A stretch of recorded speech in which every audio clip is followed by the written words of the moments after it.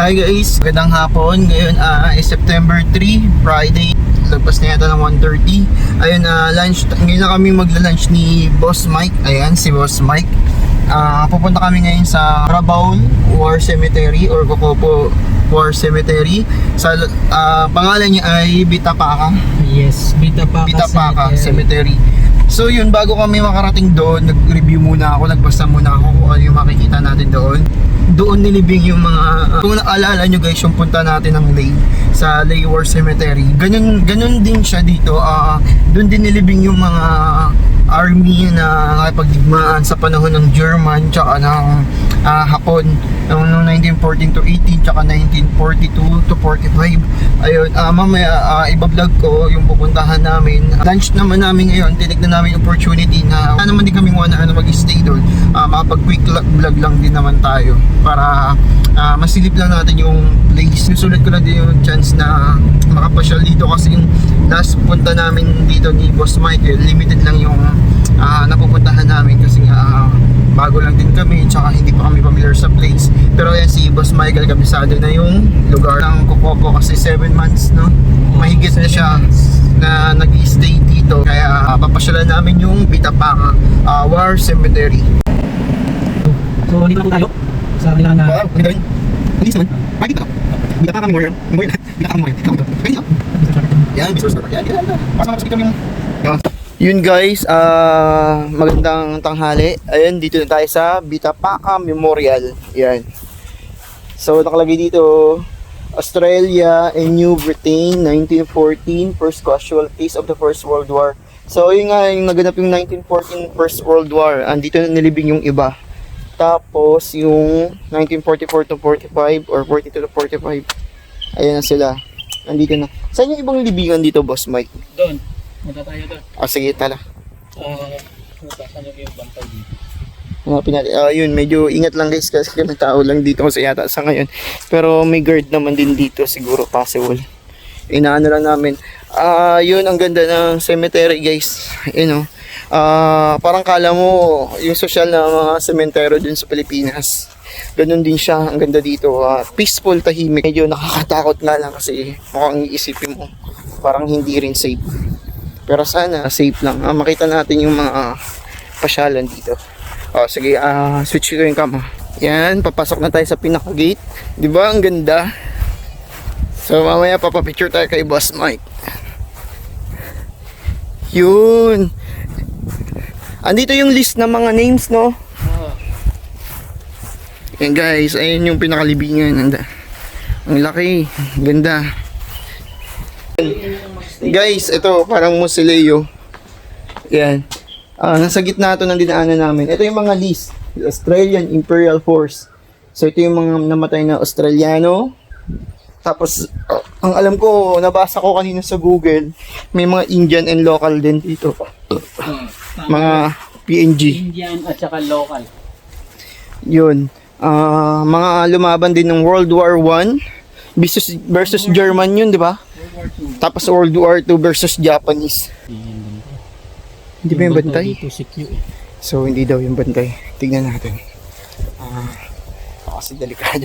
So, yung, okay. Ayan yung cross.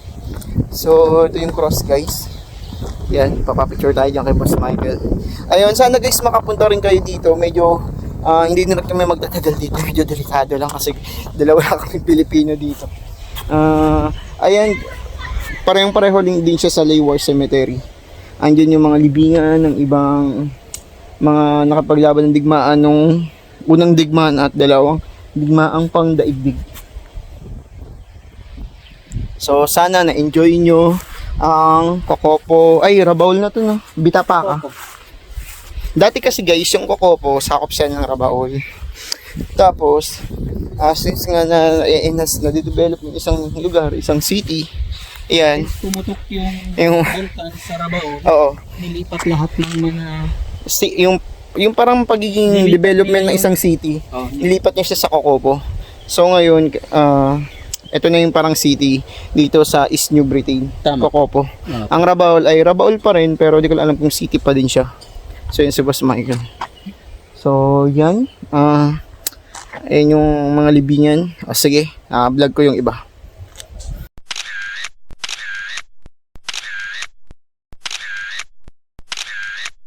Ito namang side na to. Sana nababasa nyo, no? In this vicinity fell the first Australian in the Great War, 1942-18. So yung sinasabi dito guys, ito yung First World War na nangyari. Lumaban alam ko sila sa mga German kasi nga bago nga ang Hapon, German muna yung nanakop. So yan. So makikita nyo siguro sa ilalim nito yung ibang mga mga sundalong namatay. Sabi kasi dito, nung digmaan nung 1944 sa Japanese, sinakop kasi ng Hapon ng Rabaul. So may mga civilian dito na umalis ng Rabaul para makatakas, maka-escape sila dun sa mga mananakop. So yung ibang civilian nalunod sa bangka habang papunta sila sa Pilipinas. Ayun ang sabi dun sa history nung nabasa ko. Yan kung makikita nyo. Ayan yung mga listahan. Ayan. May ad majorem de gloriam. So ito nga pag-honor sa mga yumaong sundalo. Ito yan. Tapos iba pa yung mga nandun na nakalibing. Ito mga listahan. So nandito tayo sa Mausoleo. 1913 to 45 naman.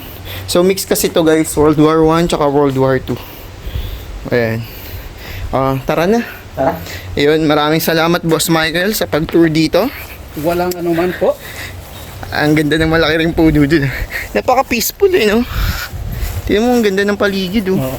Laki ng puno. Oh. Sarap akyatin. Oh.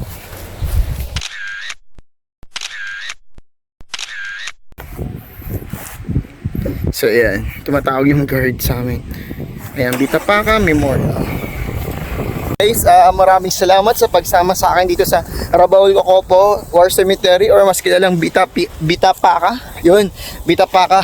Ang ganda, sana magpunta kayo. Siyempre guys, pag pupunta kayo, make sure niyo na may kasama kayo kahit para safe. At saka wag kayong dalawa lang pupunta. Delikado. Tulad na nangyari sa amin, medyo kabado kasi baka may nagmamanman na sa amin. So yun, sinunod ko lang, quick vlog lang naman to. Sana na-appreciate niyo yung risk na ginawa natin ni Boss Michael. So ayun guys, alis na kami. Thank you, Bitapaka War Cemetery. Yan. Ganda dyan guys, ang ganda. Ayun guys, maraming salamat ulit sa pagsama sa akin dyan sa Bitapaka o Rabaul and Cocopo War Cemetery. Ayun, maraming salamat ulit kay Boss Michael sa pag-tour sa akin ngayong tanghaling ito. Tinignan namin yung lunchtime namin para lang mapunta yung lugar na yun. Sayang hindi kasing opportunity na hindi natin siya ma-vlog guys, kasi if ever na makapasyal kayo dito sa Rabaul or sa Cocopo, napakaganda na mapasyalan din yung mga ganyan tourist attraction, lalo na kung may kinalaman yung history ng isang lugar doon. Nakaka-proud din. Siyempre, para ma-share nyo rin sa mga kaibigan nyo or katrabaho nyo or pamilya nyo yung places na mga napupuntahan nyo. Hanapin nyo lang ako. So, ang na-realize ko ngayong pagpunta natin sa Bitapaka, una, maganda yung lugar. Lugar ang arte. Una, maganda yung lugar. Ayun. Siyempre nga, cemetery siya ng mga fallen heroes natin na lumaban ng World War 1 at World War 2. Pinagsama na kasi siya diyan. Parang kailangan na natin na respect din na kapag nagpunta tayo sa ganung lugar ay dapat hindi tayo gumagawa ng ingay.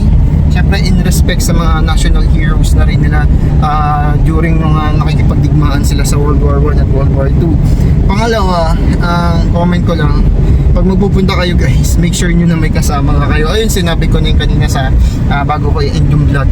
Pupunta kayo yun guys, may kasama kayo.